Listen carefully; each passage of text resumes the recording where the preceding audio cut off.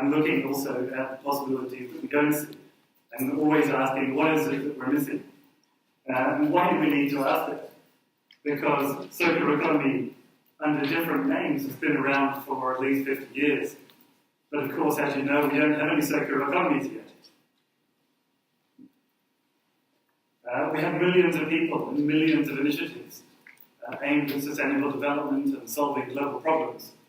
But so far, all the decades we've done it, no global problems actually solved. So I'm interested in what is it that we're missing?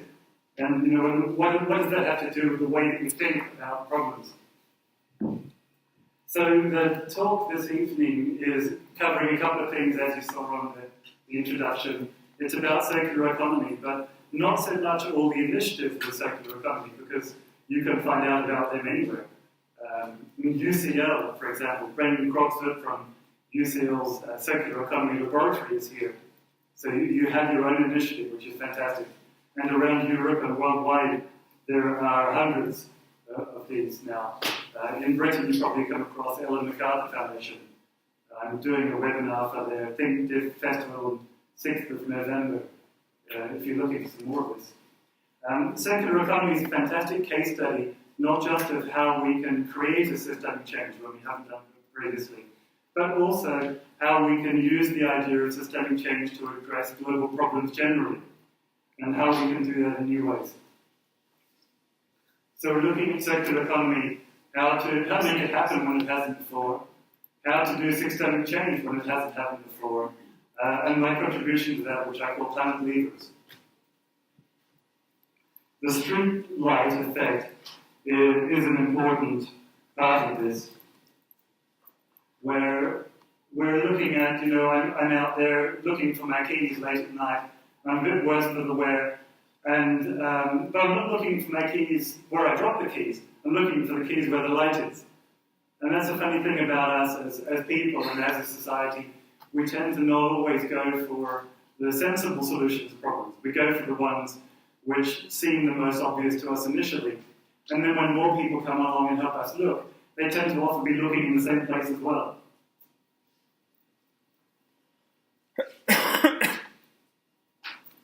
So here's the streetlight effect on the slides, and you'll see through the slides that a lot of them have this kind of picture of a light area, which is where people are tending to look for the solutions, and the dark area, which is where there might be some more possibilities that we could also look at.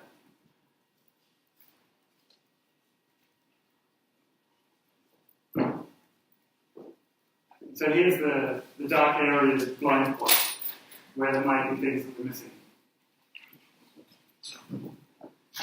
So circular economy, you've probably come across the term in different places. It's a big issue in Europe. It's a big thing that people are talking about.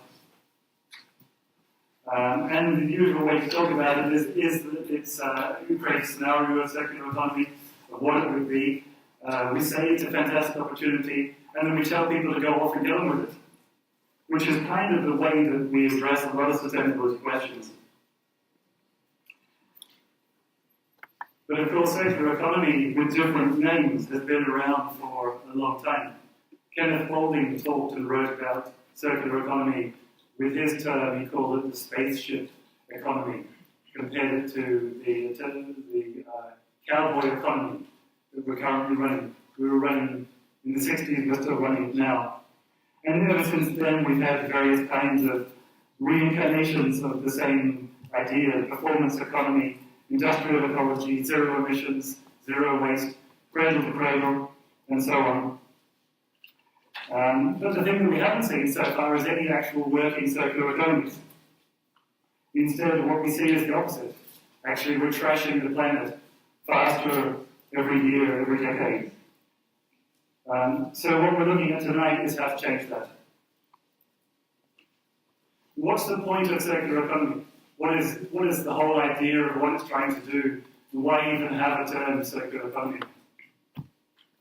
So the sort of standard traditional way of looking at environmental problems is to separate them out, if you like, to get the people who are focused on rubbish, the people who are focused on pollution, people who are focused on climate, and get them all developing their plans, developing their initiatives. What can we do?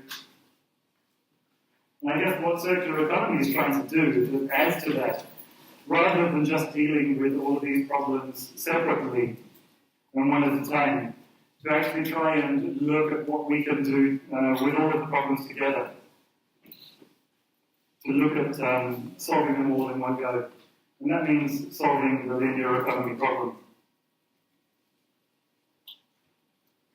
So how do we get circular economy?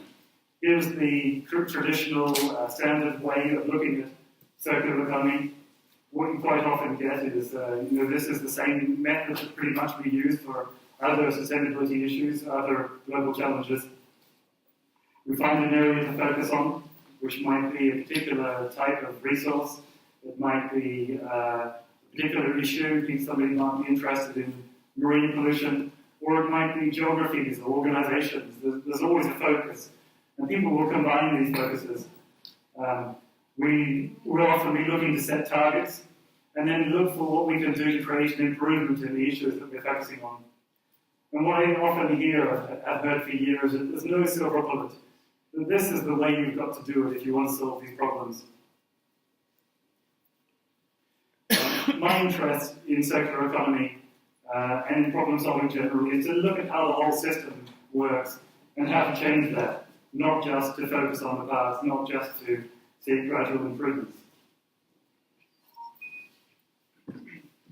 What I'd like to do is to see a system that when it's changed, that it creates the solutions to all of the different individual problems faster than people are today imagining could be possible.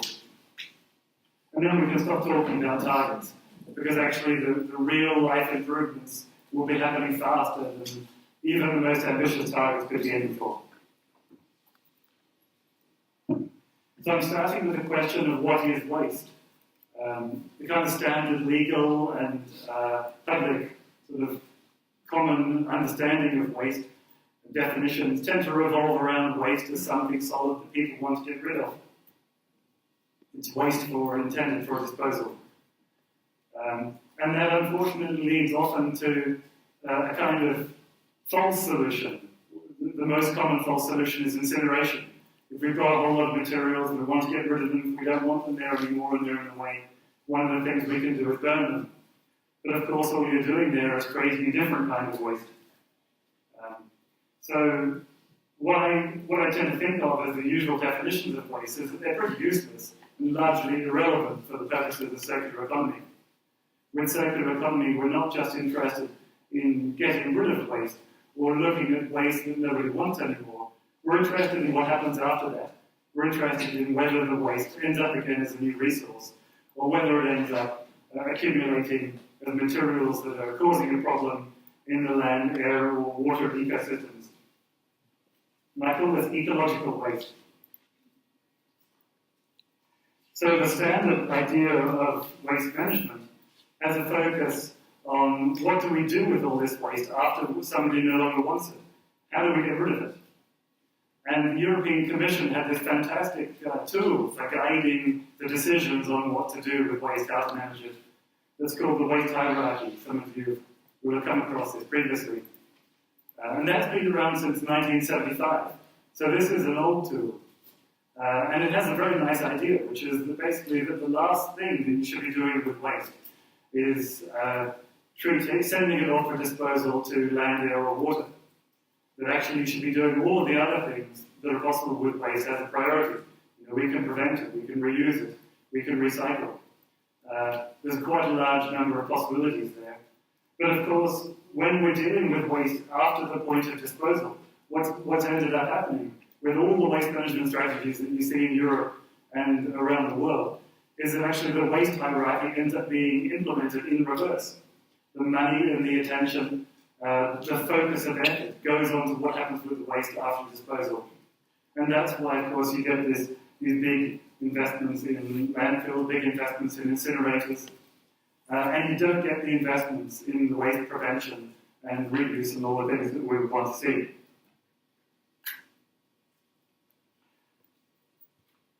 So my suggestion for, if you like, an addition or an alternative to the waste hierarchy is dealing with waste not after disposal, but before.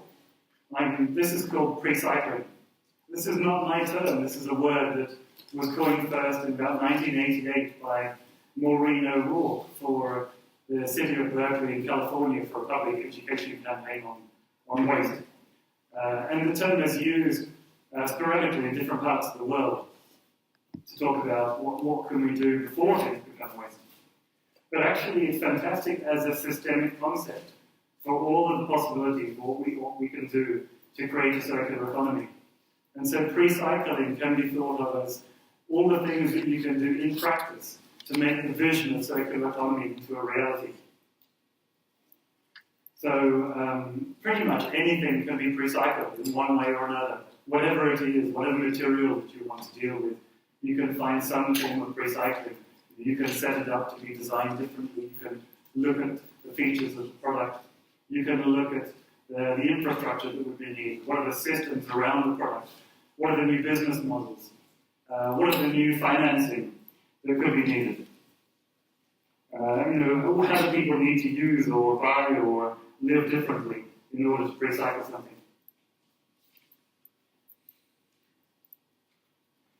So here's an example of actually a pair of my shoes, picture of one of my shoes, which I've had two of these shoes, two pairs, and they've both fallen apart like this within a year. So this is a product that you could call pre-wasted, rather than the manufacturer's high-tech, making the effort to think how to make something that's going to last a long time and that can be repaired or recycled. They've done the opposite. It doesn't last a long time, it can't be repaired, and it can't be recycled.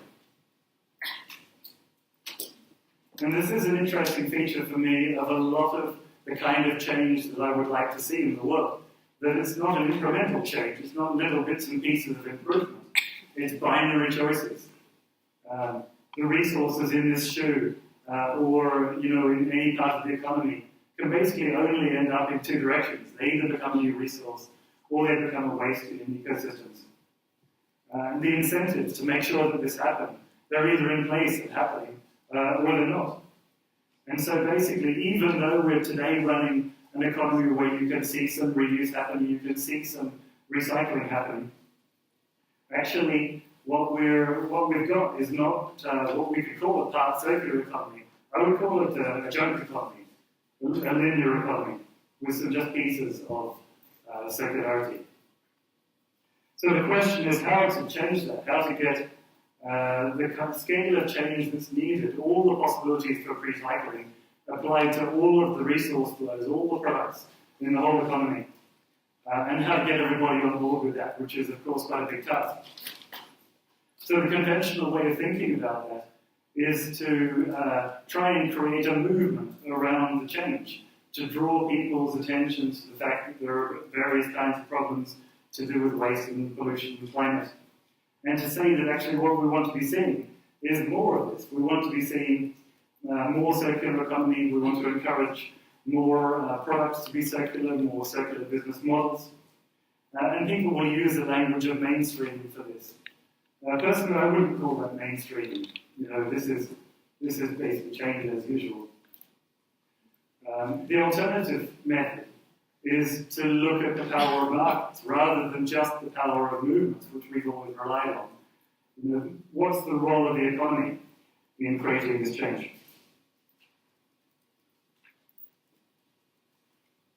And that gets us onto the design choices. If we're looking at the how to make a circular economy, how to design it, then we can design that in essentially the same way as people might design a product or a business model for an organization. The conventional approach to the design choices is to kind of focus not even on the economics, but to focus almost entirely on the resources and the resource flows. So circular economy becomes a kind of logistical operation. We find where the resources aren't going the right way, and we gather together people who can have ideas on creating a change. And quite often we seek a leadership role of government, and we ask the government to set targets for this change. And we feel better. We feel that something is going to happen if the government are setting targets for a circular economy.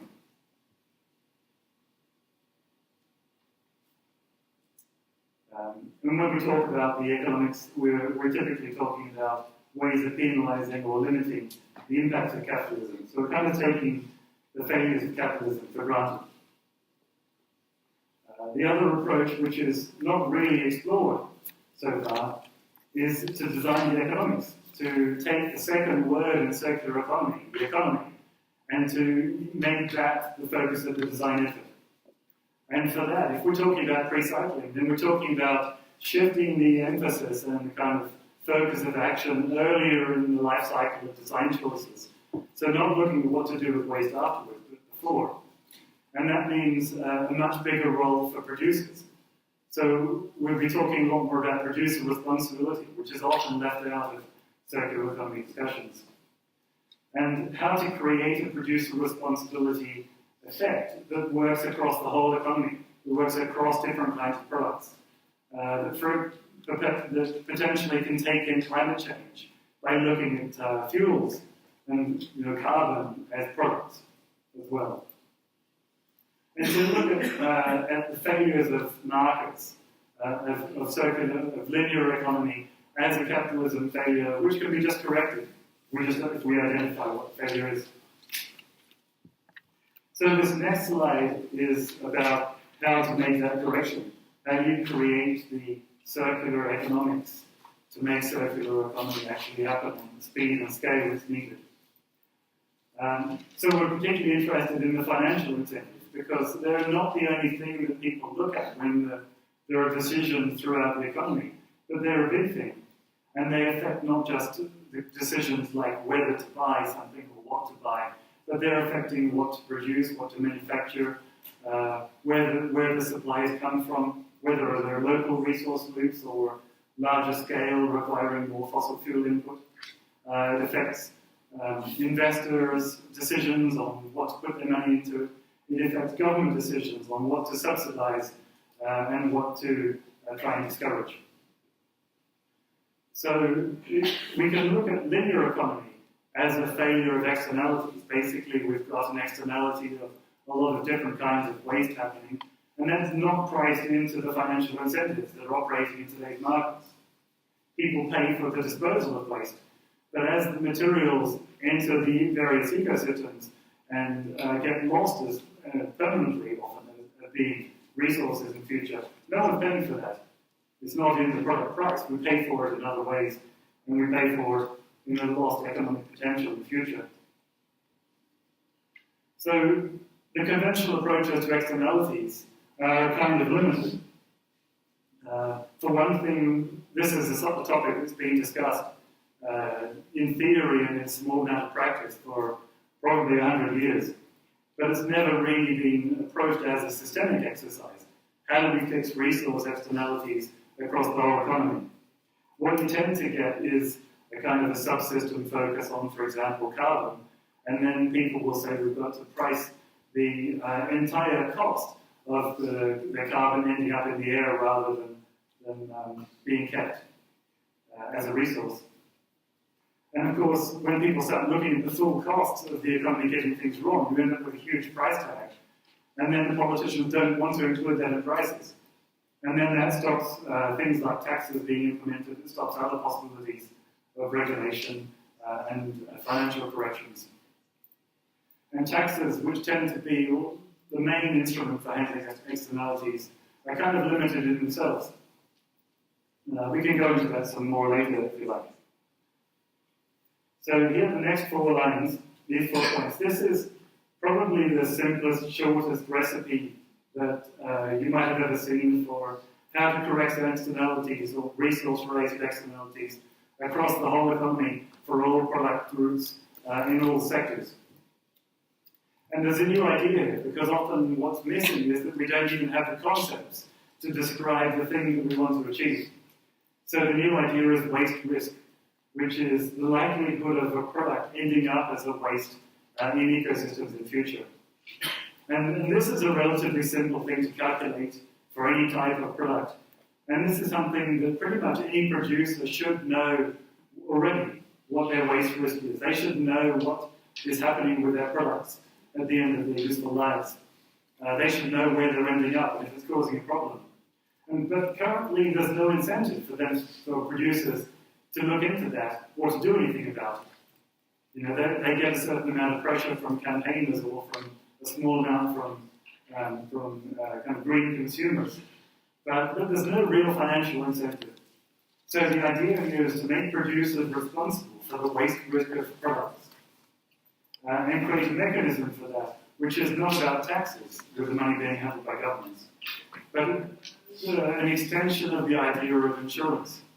So current insurance is set up to try and deal with problems that will hit people in the future, and then the payouts come when there's a big disaster like a car crash or a crop failure. So this kind of insurance is a little different. The money that comes from the producers, according to the waste risk of the products, wouldn't be saved up to the point where we run out of resources, or when the soils are full of heavy metals, or when the climate becomes so unstable that civilization kind of shuts down.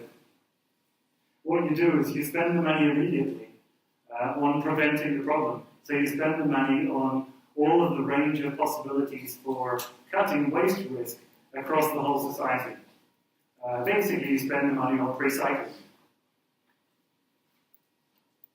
So here's a little case study of kettles. Again, this is on the left-hand side. We've got I think it was a Breville kettle. We had two of these again in our family, and both of them failed within a year. They were designed to fail, if you like.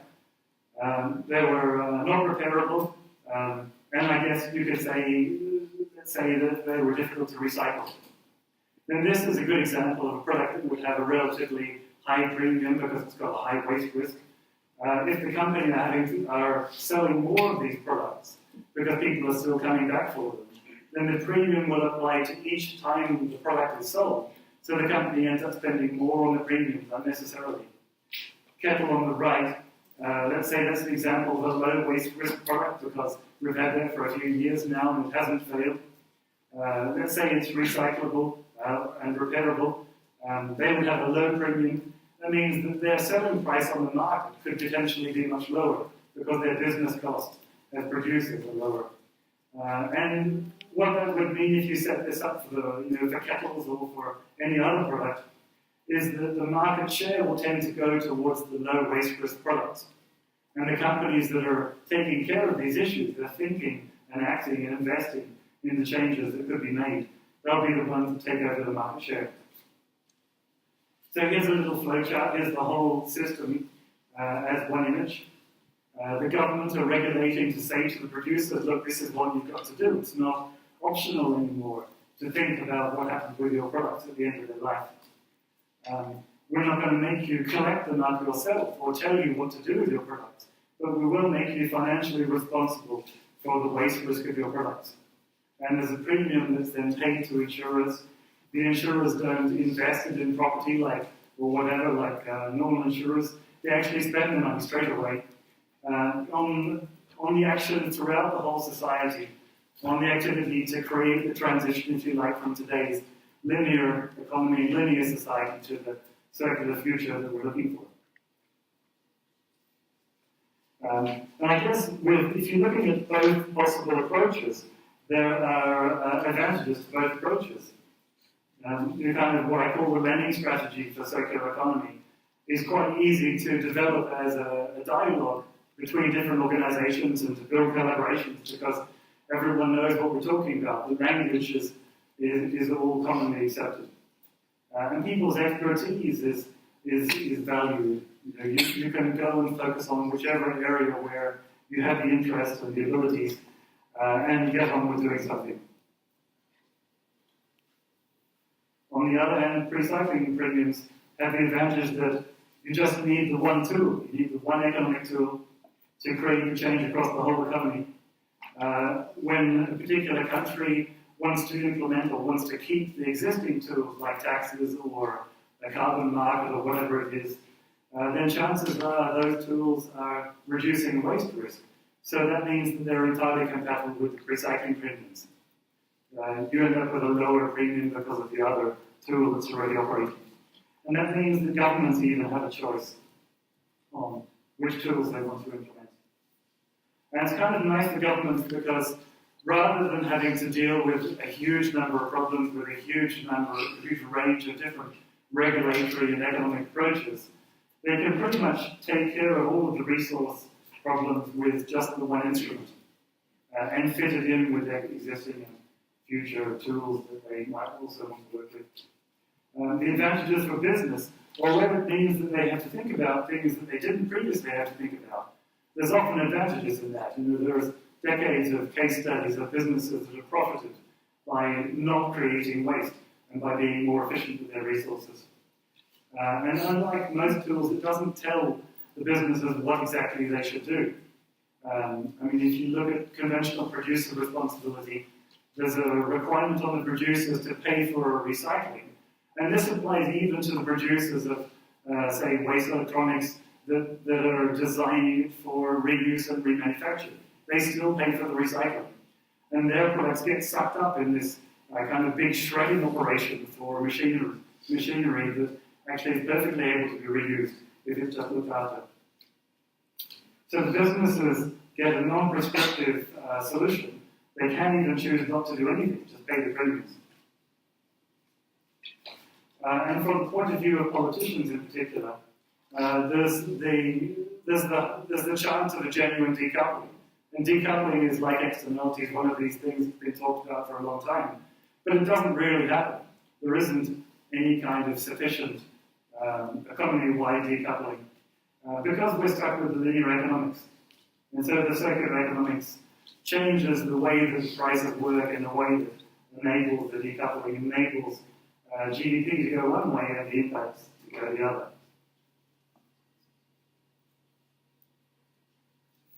So the habits of thinking that I was referring to in the last slide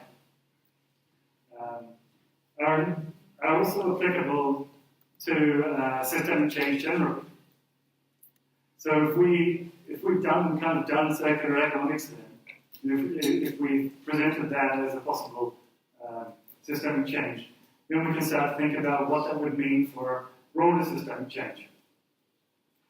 So I blame this guy as a potential culprit for the habits of thinking which have been around with us now for quite a long time. And to me, he looks kind of pleased with himself, and perhaps he should, because this guy has been incredibly influential. Reductionism, which is the Cartesian way of looking at the world and the way of solving problems, has basically given us the modern world and all its conveniences that many of us enjoy. But of course, it does a little more than that. It tells us it's creating a series of problems. Reductionism enables us to not look at problems that we're causing in one area. And then when we do look at those problems, we start using reductionism again to try and solve the problems. So we end up with a way of thinking that causes the problems, but is unable to locate effective solutions for them. And the area of beyond reductionism, in the blind spot, you can compare to the map making of ancient times, where people would mark out the areas of the maps that are uncharted and not well explored, with a kind of a warning: "Here be dragons. Stay away from this area." So, what is it that's beyond reductionism?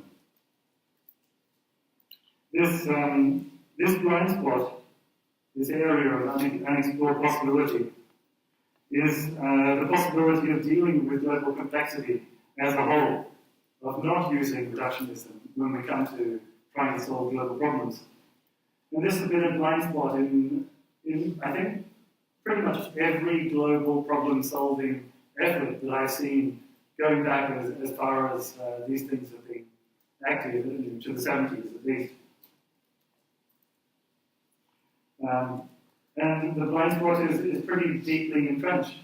Our psychology, our thinking habits, our expertise, jobs, institutions, and funding streams all tell us that this is a dead end.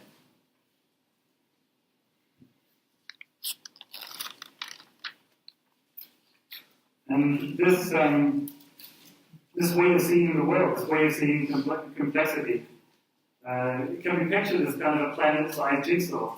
If we see the world as something where the pieces can be neatly divisible into parts so that the problems can be analysed separately, then we end up with something which feels manageable. It's not too overwhelming anymore to deal with the problems when we can shrink them down to the size of that seems more convenient or manageable to us. And it's possible to, when you start to focus on pieces of the puzzle like that, and when you can choose how big a piece is, it's possible to endlessly be busy dealing with what you can find in those pieces. And that's kind of what I see the sustainability movement as having done over the past decades. You know, we have generations of efforts to tackle global problems which have used this way of seeing the world. And of course, there's another way. We can see the world as a place where all the parts are intertwined, where everything is connected to everything else. And this has been, although it's not being used, this has been known since the 1970s as the first law of ecology, that everything is connected to everything else. But unfortunately, considering complexity like that is quite challenging for people, because if the individual problems or parts of problems are already overwhelming, then what's it like to deal with the whole planet-scale mess of problems tied together into one piece? And people's instinctive response to this level of complexity is to withdraw from it, which is what I call shrinking thinking. So here we have a map of the approaches to complexity, the ways that we can manage complexity to make it not seem overwhelming. Below a scale, looking at the scale of the system, on the left-hand side, we've got a focus on just our immediate concerns. Then looking across a bit further, we have people who are focused on particular topics or subsystems, like, what's the climate like in my area? And then all the way across to the right, we've got looking at the whole system, looking at all of the complexity as a whole. And on the upper scale, there's a scale of ambition. Are we looking at about partway up, say, for a 50% reduction in impacts? Are we looking at zero impacts, which again is a bit further? Or are we looking to reverse problems? If we've previously been cutting down forests, are we now looking at replanting, restoring ecosystems? And here's our friendly lemming. This is the lemming in denial, who doesn't really see a problem that he requires anything to do any action about. Climate denial is a good example. Here we have the lemming in action, which is all the people, pretty much, the movements and efforts over the decades to try and tackle global problems, focusing on parts of the system and a part of an ambition, which sometimes, but not usually, is restorative. And then we have the third possibility for how to manage complexity, which is the whole system viewpoint, where basically we're looking at the possibility for a change of the whole system as one interconnected whole. The advantages of the first viewpoint, the reducible world, is that it seems to be more manageable. It gives us the feeling or the illusion of solving problems. And we have a sense in ourselves, we create hope for ourselves that all of the small changes, the small efforts that we're making, will add up to something. And in particular, we have a celebration of progress. Because as humans, we need to feel a sense of hope. We need to feel like there's something positive happening, and to not, because otherwise half the population might be too depressed to get up in the morning. So we have a lot of award ceremonies and programs of recognition for any kind of improvement. And this isn't a bad thing. I work with a few of these. But if they weren't there, we probably would have to ask ourselves more carefully Are we actually making progress? What is it that we're doing? So the irreducible world, the kind of picture of the world where everything is connected, it might feel unmanageable at first, and the ideas that are involved in it will be unfamiliar at first, but it has its own advantages. Instead of dealing with a huge array of endlessly complex individual problems, you actually can start to think about an overall meta problem. We're running a civilization which is in destruct mode and causing a lot of different symptoms. And we have the potential to think about what it would be needed to create a change in that system so that things were set up in future to reverse the problems or to solve the problems in the same ways today they're set up to cause problems. So this is probably the simplest system modeling picture you might have seen. The two-bucket model of global problems. We've got 7.3 or so billion people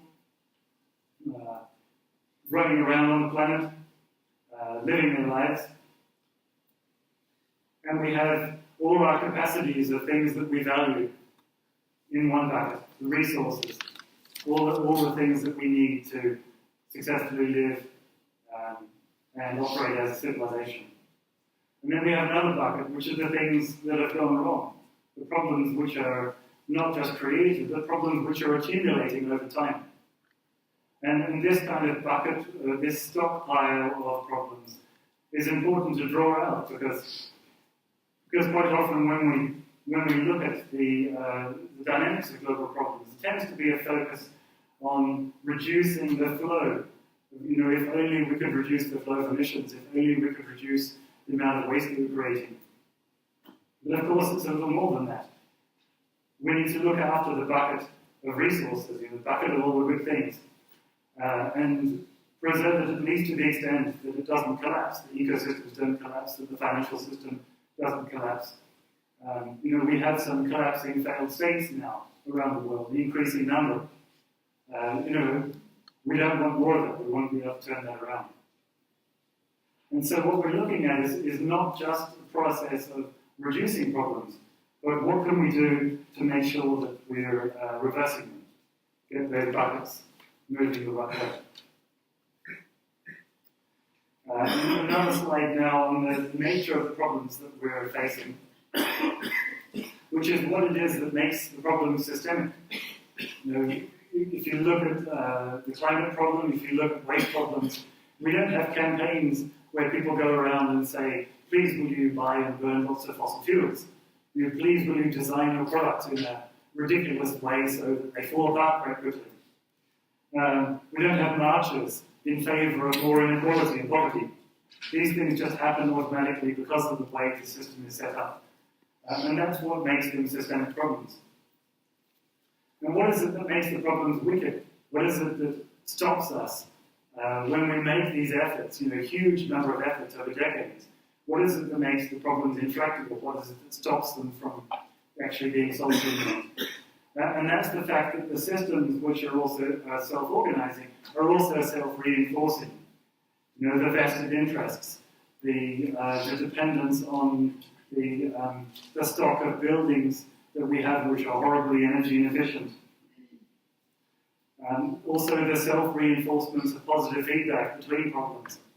The way that the climate problem creates more climate problems because as the carbon concentrations rise, the polar areas are melting, which releases methane, more methane, and reduces reflection and so on.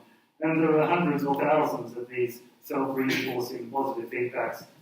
And they outweigh the opposite ones, which are trying to solve problems. But the good news is that if we can create a systemic change, if instead of having the world civilizations set up so that they're systemically or automatically creating problems, if we do it the other way, then that system will also have the same behaviors. It will be self-organizing and self-reinforcing. So you would tend to get the possibility of a lot of different things working together to create solutions faster than today we can imagine. a little example of that with circular economy. Imagine if we already had a circular economy running today, if we were already looking after our ecosystems and our resources, and we weren't routinely creating all kinds of wastes and filling the oceans with plastic and everything else. And then people come along to a lecture at UCL and say, hey, I've got an idea, we could run a linear economy. We could trash the planet, wouldn't that be fun? Yeah, and that would just be ridiculous. So the self-reinforcing would join up with our common sense. And all that's missing is the leverage. How do we create that switch from one system to the other, when previously we haven't quite managed it? And I proposed a set of 7 possible switches. The first, one of these I called number 3, is about circular economics that we talked about earlier. But there's some more, so I'll just go through these quickly. The idea of leverage is to look not just at the symptoms, but to look, if you like, at the patterns of complexity across the whole system. And circular economy is a good example of that. So there's a pattern there with a nice circular image, and then you've got today's linear economy. So you can plan how to make that kind of a switch. And these kind of patterns can be seen with pretty much all global problems. What you can end up with is actually a small number of systemic changes, a small number of policy levers, a small number of changes in policy can lead to the kind of changes in complexity that you need to switch things overall. And what you're aiming for with these levers is to look for patterns which points in the complexity, which are very well connected, which link to a lot of different problems and a lot of ways that the world works. Donnella Meadows has written a nice paper on leverage points and how to think about those. So the 7 policy switches, if you like, are an extension of Donnella Meadows' work on identifying leverage points. And all I've done is to suggest how they could work in policy. And they've been presented now for a few years, and they were published by the NATO Science Program. So the first of these is to make sure that we've got the right scale of ambition. And one of the things with circular economy, again, as an example, that you see is people talk about the importance of circular economy and how it's this big systemic change. But then when it comes to implementing it, quite often what you'll read is the activities involve an effort to create more circular economy or to create less waste. So you end up with this kind of incremental approach again. And then when you look at the policy proposals, how are we going to create the circular economy? You don't often find something new. You find the same old ideas of targets and taxes and rules being offered. So we need to make sure that our ambition is sufficient. And that means not just aiming to reduce waste, not just aiming to reduce even individual global problems like reducing carbon emissions, but to aim to reverse them. In order to have a chance with these problems, we need to have sufficient ambition and also to see how the problems interconnect. I tend to use the term global security to describe the overall state that we were aiming for, rather than sustainability or sustainable development.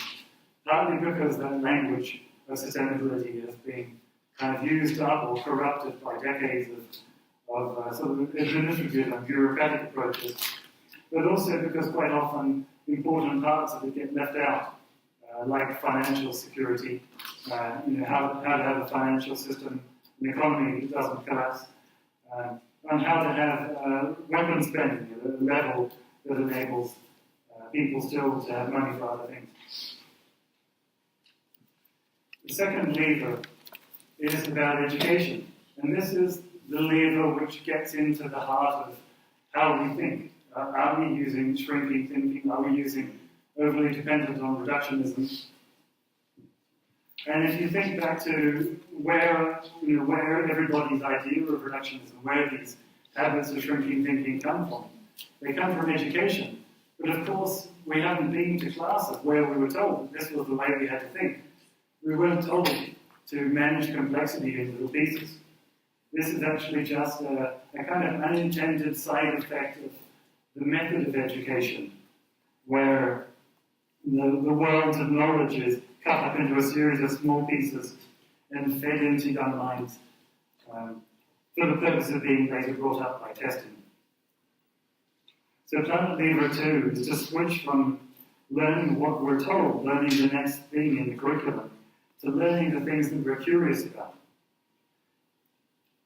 That means the choice of what to learn responds to the curriculum, but also responds to the interests and the discussion of a group, including teachers. So curiosity-led learning means that people are engaged and they learn better. It also means that people's innate capacity for exploring, asking questions, and joining up ideas gets continually built rather than dismantled. I think this slide doesn't have a fantastic picture, but what it's showing is a map of brain, a recording of brain activity from a student over a period of time. On the bottom line and the second and the fourth and the fifth, you can see classes. You see the brain activity during classes. So the student's brain activity then, you can see it's less than when they're asleep. It's similar to when they're watching TV and not having to think at all. And I think that says a lot about the way that we accept that education is done these days. You know, as a minimum, we want to be using our brains a bit more than that. So here's lever number 3, which is circular economics, switching the pattern from linear to circular flows of resources. And we've covered that. But I just wanted to mention the idea of green growth and the topic of growth, because that comes up a lot in these kinds of debates. In today's linear economy, the idea of green growth is pretty much impossible. You might be able to do it in small periods and in patches, but the linear economics means that it can't really be done the way that we run the economy today. And I think this is the reason why a lot of people go to politicians over the years and say you have to give up on growth. You know, growth is a terrible indicator because it doesn't measure progress. You know, the problems get worse, but the growth indicator is still telling us that things are fine. And what we've seen is that politicians don't listen to this. At least they don't give up on growth. And I think the reason is because they recognize also themselves that it's a terrible indicator of progress, and that growth tends to still quite often keep going when the problems are getting worse. And this is fantastic for if you're a politician, because it means you can look good, even when you're doing a terrible job and a lot of things are getting worse around you. And this is why even though it would seem to be a good idea to tell politicians to give up on growth, that for the foreseeable future it can't be done, it can't happen, they can't give up on it. But the good thing, the lucky thing is that if you change the economics, that the economy, because of the way that the externalities are handled and the prices adjust, and the larger amount of activity involved in solving problems rather than causing them, that it is possible potentially to have economic growth in future. And all of the other levers, if you're talking to a politician who's focused on growth, all of the other levers can also be considered as strategies for economic growth in future. Lever 4 is about security and global security. What's the strategy for making sure that we don't end up in more countries, a situation like Iraq and Syria? And the current strategy is basically a strategy of preparing for conflict. The big money goes into weapons spending, into military. In 2012, the global cost of military was $2.4 trillion American dollars. The global cost of violence was $9.5 trillion. Probably you can all think of better uses of that money. So the goal of achieving security by minimizing weapons spending was written very, very helpfully into the founding articles of the United Nations in 1945. But as you know, it's never happened ever since then. the countries of the world have spent more and more on weapons. And the security of a lot of people around the world has remained as a slightly unachievable. So Planet Lever 4 is to reverse the arms race by replacing GDP with gross peaceful product. And gross peaceful product is a measure of economic growth. It's the same like GDP, but it's one small, simple change. It doesn't count the additions related to weapons. And the outcome from that is that with gross peaceful product, every country could still spend what it chose on military. If a country particularly is feeling threatened and has a particular need to do something with military, no, this doesn't stop them. But it does create an incentive for politicians who are very keen on maximizing economic growth. And following GPP, they would then choose to shift funds from preparing for conflict to preventing the causes of conflict. And this makes global security national security and other forms of security affordable and achievable, probably for the first time in history. Lever number 6 is about what to do with the world's wealth. The World Economic Forum say that inequality is one of the biggest global risks of all potential global challenges. You may know that the richest 85 people in the world now earn more than the poorest 3.5 billion people. So Planet Lever 6 is about treating that shift of wealth, this accumulation of wealth, where you've got a small number of people who basically won the global game of monopoly. And finding a way, probably via a new mechanism, of taking that money and matching it up with the other kind of problem stockpiles, matching it up with the other problems which were in that top bucket. So it's peer-led philanthropy by the mega-rich. And so these massively rich people must be encouraged, must redirect their surplus accumulated wealth into resolving the world's accumulated problems in that top bucket. And if they don't, they'll be hit by the same systems collapse as the rest of us, and their wealth will become meaningless. Lever number 6 won't happen automatically. Governments will need to push it, for example, by taxing speculation and ending tax havens, and the public will need to push governments. So the picture here is of Doug and Chris Tompkins, who were among those leading this change. They've conserved more than 2 million acres of forest in different countries. And Doug likes to ask, what if the richest 10,000 people on Earth would do what I did?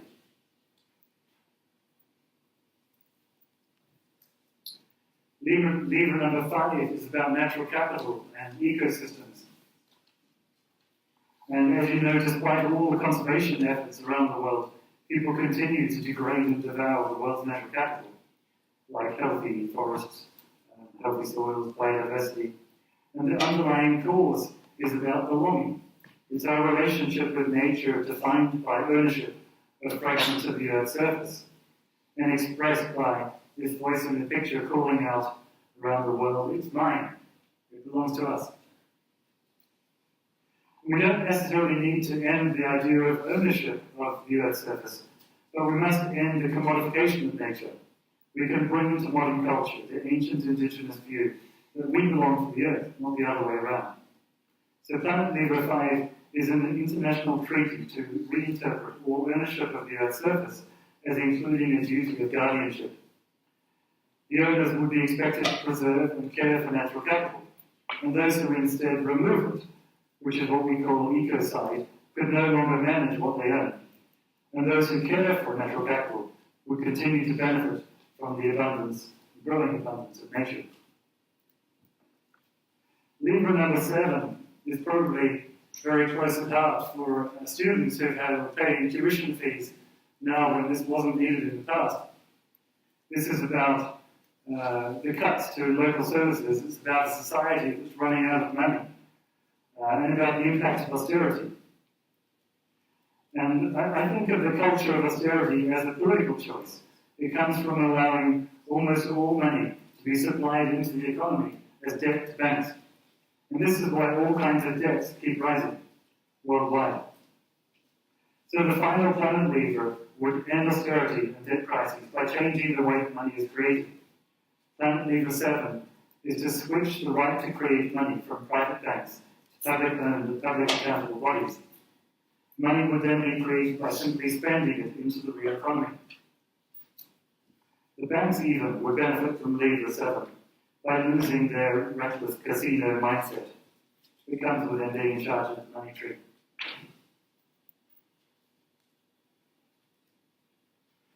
Here we have an image of Archimedes, the ancient engineer who was said to have been quoted, "Give me a place to stand and a long enough lever, and I shall move the earth."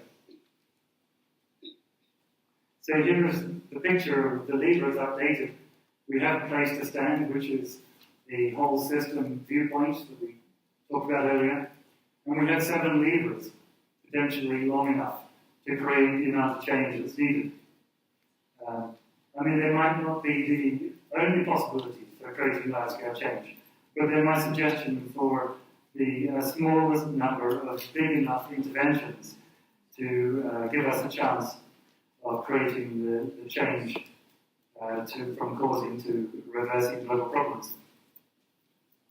So what if we move just some of the levers, or try to do them one at a time?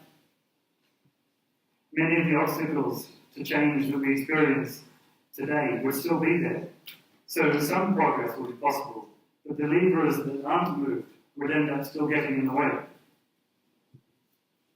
We would end up stuck with not enough ambition or ideas or resources or cooperation or ecosystems or political influence or money. So the system would end up remaining locked. On the other hand, what if we're really interested in one piece of the puzzle, like improving climate change or poverty or migration or just economic growth? With many of these issues, there's 1 or 2 levers that you could focus on to make some kind of difference. But if we want to actually solve any particular individual problem, then we should probably still be looking at all the levers in order to create the scale of change that's needed. Even if looking at the other levers, all the levers, goes beyond what people are normally expecting as solutions to a particular problem.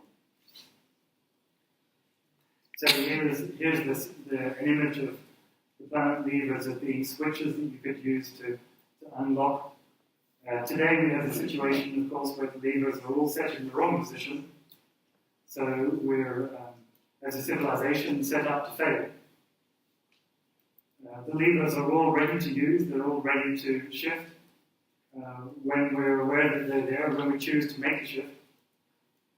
And if we do it in time, we can still unlock the secure future, the global security, the sustainable development, the circular economy that we need everywhere, for everyone.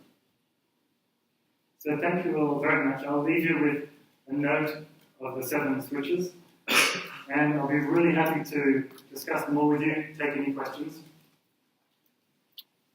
So thank you very much.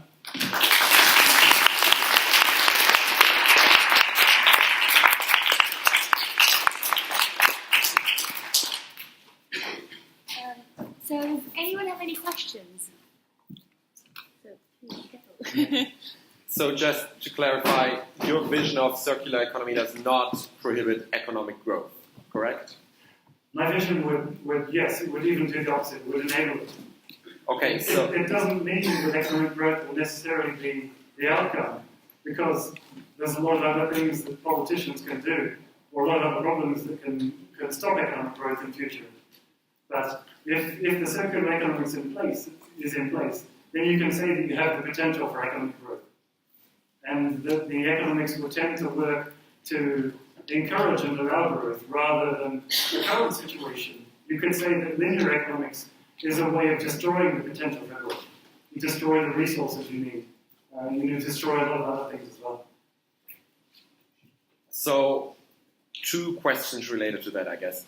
First, do you think it's technically feasible to actually reach a complete circular economy that which would imply that every product we use all the time would be completely renewable in that sense. Because like, it's a pretty big technical challenge. And the other question is, even if we reach that point, if there still is economic growth, that would still imply more consumption, because then the total amount of money would grow, so people would still buy more things. So the total amount of resources within the circle would still grow, right? Well, the total amount of money wouldn't necessarily grow, because economic growth is kind of like an activity measure. So you would have an increased circulation of money. It wouldn't necessarily mean that consumption is increasing, because consumption is one of these terms which I find slightly unhelpful for discussing economic growth, because it can refer to flows of money, flows of resources, or flows of impact. And in a circular economy, the impact would be continually going down.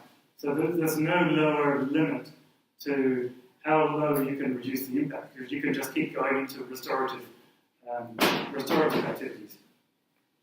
Now, in terms of the flows of resources, probably they would be going down too over time. There's no particular reason why we should require a larger total volume of resources and more materials in order to satisfy the same kind of human needs. It would make sense from the producer's point of view, and quite often from individuals' point of view, to use less resources to achieve more needs in a more efficient way. And that's happening a little bit with the economy as it's set up now. We have tiny little mobile phones that use small amounts of resources. They're just not at the moment designed to operate in a circular pattern. And so, for example, the rare earth metals which are in mobile phones are recycled about 1% of the rate that they're fed into the economy. And so I wouldn't worry too much about that, that when we get to a 99% level, it might be that we can get to a 99% level of the amount of rare earth metals that we can recycle, and then the last 1% gets lost. What that means in practice is that we're not a totally sustainable society. We're still partly linear. But it might be that we're circular enough that we get wiped out by an asteroid before we wipe ourselves out. Yes? You talked a lot about government policies to implement this circular economy. Yes. How do you envisage that to have this when we live in a globalized world and every government is separate? How do you think we can go about it? I guess there's two mechanisms. We have at the moment a lot of international talks between governments and problem solving. And they're fantastically effective. They fly themselves around between countries constantly. I don't know if you looked ever at the conference schedules, but there's basically one happening somewhere on some issue every day. And, it's scary to think the amount of effort that goes into this. So potentially, the governments could meet at one of these meetings and try and do something useful. To develop policies that sort of address the scale and rate of change of problems that we need.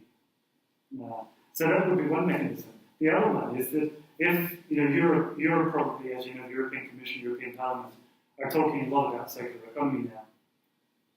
And I've had a few discussions with them. They're very keen on their current way of thinking about it. They're not particularly keen on new ways of thinking about it. But hypothetically, if Europe was to set up a functioning circular economy, then people would quite soon see that this wasn't a bad idea. To be able to use resources again, to create a whole lot of new jobs and new businesses and business activity. And so you get a competitive effect between regions. Other regions, America, China, and so on, would see what's happening in Europe, and they would think, oh, they're onto something, maybe we should try it. But then, No, that again is solving one problem. Like if we focus on one area rather than the entire world. Yes, you're right. Europe kind of say that in some of their strategy work as well. They said they're interested in doing it in Europe. They're also interested in helping other countries to do it and to make it a global thing. So that would be what we should try. In UCL, we shouldn't be focusing on London. We should be thinking big. And that applies also to the other planet leaders. These things go together, so let's make them work together. Yes. I have a question about the kettles. Yes. Is there any data or is there any correlation between, first of all, the price or the monetary value of a product and its longevity or its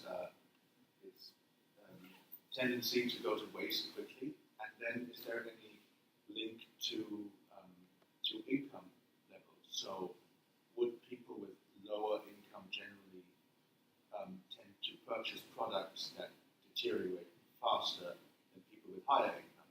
Yes. Well, I mean, I would have to look at actual data, but my impression is yes to those questions. That's my impression as well. So, but in that case, wouldn't the recycling premium, in the first instance, basically be a tax on poor people? Because the company has the choice of pushing on the increase in price to the consumer.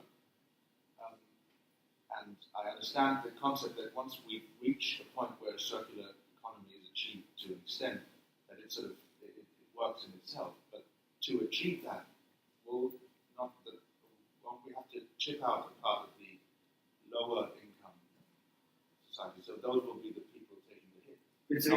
It's a good thing to worry about. Because Yes. traditionally we're not very good at looking after poor people. I think that there are interesting. We of course we didn't have time to talk about prices, but there are interesting effects with prices in the secular economy. That even if you make the economic corrections to make sure that the secular economy tends to happen rather than not happen, it doesn't necessarily mean that the prices go up. You can have opposite effects. It can mean, for example, that a lot of used kettles that people just don't want anymore because they change the colour of the kitchen, they get collected up. And instead of being shredded, someone fixing them and cleaning them up and selling them. And car boot sales kind of do that. I buy loads of stuff at car boot sales, and it costs almost nothing. This is something. There's a lot of circular economy type mechanisms which enable cheaper used products. When I last bought a washing machine, I wanted to get one that was reasonably robust and would last a while, but I didn't buy it new. I bought it second hand because it's cheaper. In a circular economy, potentially the manufacturer would be looking at making those products even better, and they would still be available second hand. And the manufacturers might also be introducing the kind of performance-based business models you've probably heard of, where people can save money by not buying the washing machine or whatever, that they can just rent its use, which is not cheaper than buying a machine at all. Yes? Yeah, just quickly, on the point about the manufacturers being able to really produce something that is, sort of goes around the cycle. I've seen that, and I know that several organic compounds can be turned easily into fertilizer, and that has been done. But there are some raw materials which you can't exactly convert it into the circular cycle. So my question to you would be that. Which examples? What kind of materials do you think can't be circular? So several chemicals you have to incinerate to get rid of them, because burning them otherwise, would be damaging to the ecosystem. Yes, quite right. So my question to you would be that, don't you think that the producers are limited by the resources and materials that they have to produce a certain good, not because they are not trying to implement a new kind of resources to produce the goods? Because they are limited by the scope of resources that they are having at the moment. Yeah, well, they might also be limited by their imagination in selecting what materials they feel they can use. And there's probably quite a lot of nice case studies of manufacturers who have replaced toxic and non-biodegradable materials with non-toxic and biodegradable ones to achieve the same kind of purpose. But let's suppose hypothetically that there was some material that you couldn't find an alternative for, but it doesn't fit in with natural cycles, or it can't be effectively circulated through technical cycles either. And that would be a situation where you would have to pre-cycle by phasing out the material.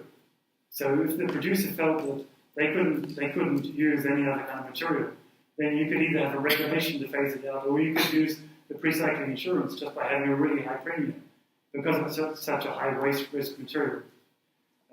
And then you would go back to looking at what's the human need that's being met. What are we actually trying to do for people? And the thing you can say about circular economy is that for every kind of, pretty much every imaginable human need. I've never come across a counterexample. You can meet that need in a way that doesn't require systematically putting resources into waste and ecosystems. Yes, right at that. Yeah, I think you haven't mentioned very much repair. Repair, yes.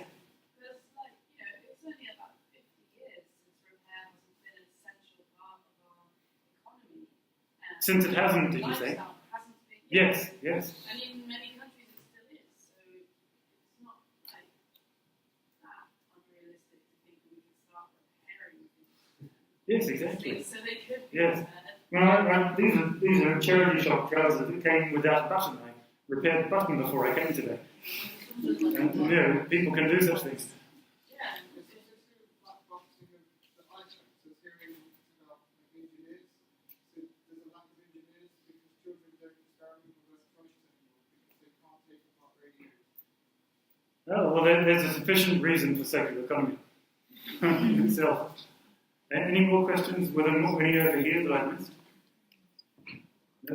Any more? Yes, sorry. I understood what you meant about maybe it's difficult to solve problems because we have the reductionist model there, and that one way to solve this is to have curiosity learning. But how, and I get that you could do that to maybe with school children to kind of like develop that their life, but how does we have governments that already kind of set in the way of thinking? Yes, that's a good question. I mean, I think People that are actually solving big problems. yes. Well, those people, you could design a training course for them. I do such workshops where they can look at different methods of problem solving, and even just to know the most basic thing that there is another way of thinking about the problem besides the way that they're accustomed to using.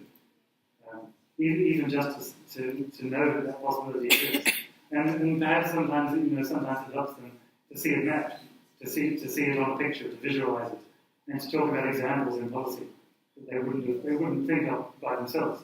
So so you can communicate these things, one to one, or you could do a MOOC, or once it reaches a certain point, it becomes part of the sort of public debate, and it goes into the media, and people write articles about it, and politicians, among others, will read that. But I would start with education, if only because then that creates a debate everywhere else. And people are saying, oh, do we really need to do education a different way? And what is it about our thinking that's not working? And that kind of discussion is very helpful. So back to the previous, like if wouldn't it widen how do you make sure it doesn't widen the problem gap between countries? Like if they can't afford to put in the scientific research and money into making things more efficient and less waste, then they have to charge more for the products and buy them, they fall behind. Yes. Well, I guess the start of that is part of the answer that we talked about before. That if you're running a circular system, it tends to be more efficient in economic terms as well. So you can use resources again rather than lose them. And of course, developing countries do that a lot. But there are also phenomenal amounts of waste. And so taking those waste materials and putting them back into businesses and jobs and useful activities is helpful. But of course, this is also a good example where the premiums could be used by some countries, for example, resource exporting countries. It might work that you could charge a premium, especially if it's done as an agreement between countries. They could charge you a premium on the resources that they're exporting to account for the waste risk of the countries who receive the resources, making things that then end up as rubbish. And that could be a way for them to invest back into their own country. How can we manage our own resources better? Because the premiums don't have to be attached permanently to the products that they come from. It's also a good example where you can apply different planet levers, because numbers planet lever 4, 6, and 7 are suppliers of money. So, on a massive scale. And so, which is about spending money on useful things rather than weapons. It's about the world's mega rich they're putting their surplus wealth into tackling the kind of surplus problems of the world. And it's about money creation, which is something which developing countries need, poorer countries need, the same as everyone else. And so these sources of money are kind of massive. And I think what that means is that we don't need to see the availability of money as an obstacle to doing the things that are necessary. The money's there, we just need to release it. But if you have to pay like premium on exporting to other countries, wouldn't it then encourage them to do it themselves so they can afford to add the money on? Can you repeat the question so everyone can hear? Or can you speak up a bit? I'm sure that it's quite difficult to hear you in fact. Like, if they have to add a premium on whenever they export things, wouldn't it encourage countries to kind of keep themselves so they couldn't afford to charge a different premium on top? They end up just using the resources of that one country. Well, I guess probably the clever strategy for countries in that situation, suppose you're talking, for example, about mineral exports, copper or whatever, then the copper-producing countries might get together and agree how they should handle the premiums from producing copper. And then that would effectively create a new market price for copper. There would still be a demand for copper. What might happen in response to the demand is that the countries which already have copper might be more careful to make sure they don't put it into landfill sites or incinerators. So we would look after the copper that we have.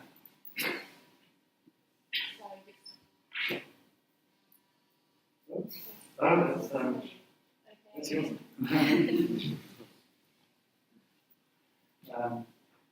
But again, if it's an economic problem where the country is worried it's going to become poorer because they might sell less of the materials that they were previously exporting, then that's a money thing too. And we're not short of money.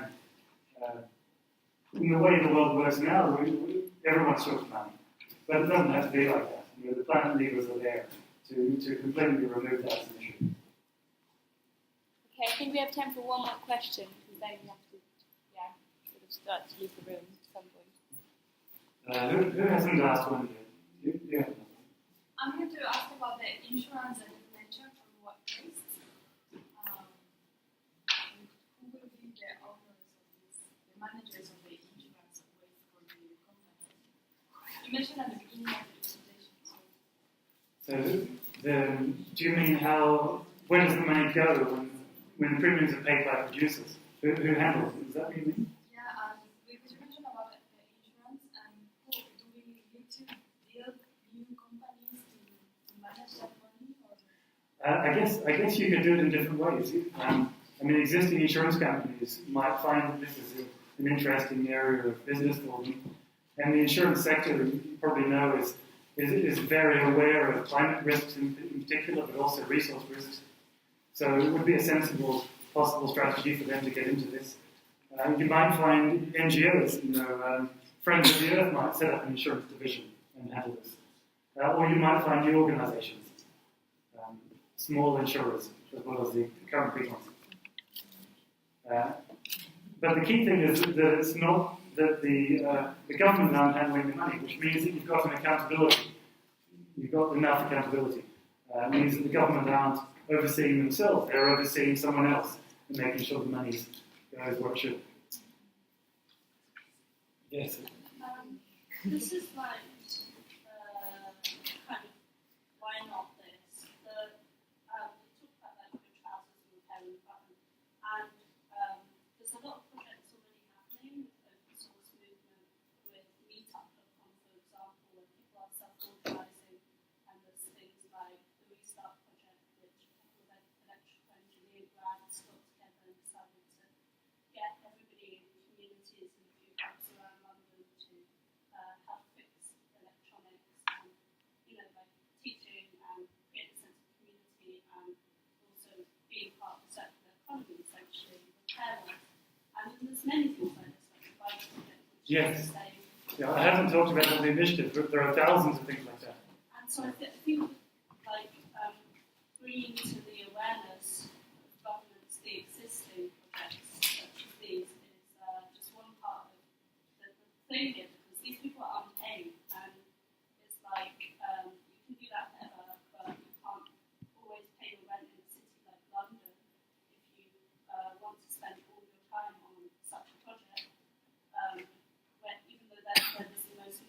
Yes.